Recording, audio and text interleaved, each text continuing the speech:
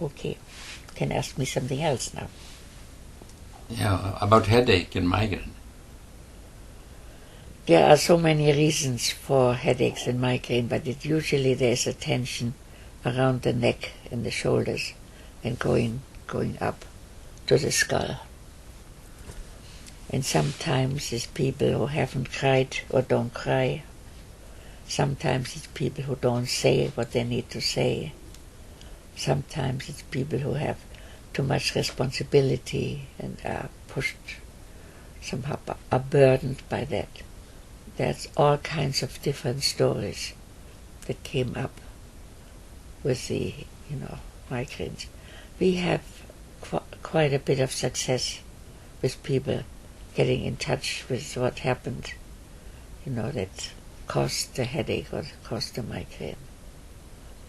Of course, there's some people we cannot do anything about, but there are some people, or quite a few people, where the migraine goes away after they relax.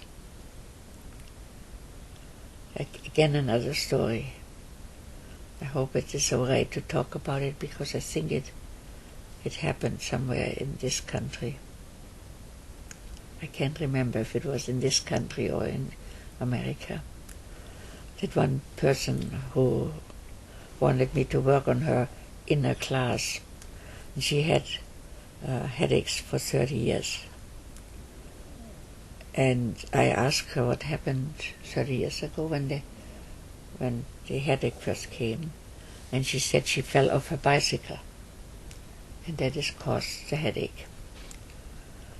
And I said, you can fall off a bicycle and have pain for a while, but to have a headache for 30 years, I never heard about.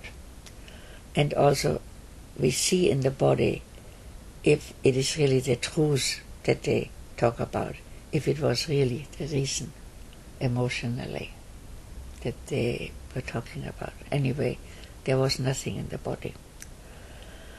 So then I asked, was there something else? And then she said, I broke up with my boyfriend. I said, that must have been it. But again, there was nothing showing in her body when she said that. And I said, I'm sure it was difficult for you to break up with your boyfriend, but again, your body doesn't show anything. So there must have been something else. And then she said, I was pregnant. And then I said, oh. And then she started to cry. And she said, I was pregnant and I had an abortion. And that is when the body showed emotion, and when there was a change in her body when she talked about that. And then she cried some more, and then she said, there was not one day. No, first I asked her, did you tell your boyfriend about it? And she said, no, I have not told anyone about it in these 30 years. And then she said, there was not one day in these 30 years that I did not think of this person, about this being that could have been with me. I would have now a 30-year-old son or daughter, and I don't have them now.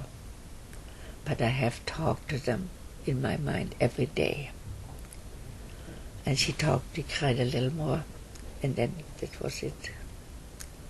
And it was the end of the movement. And then again she got up and she said, my head.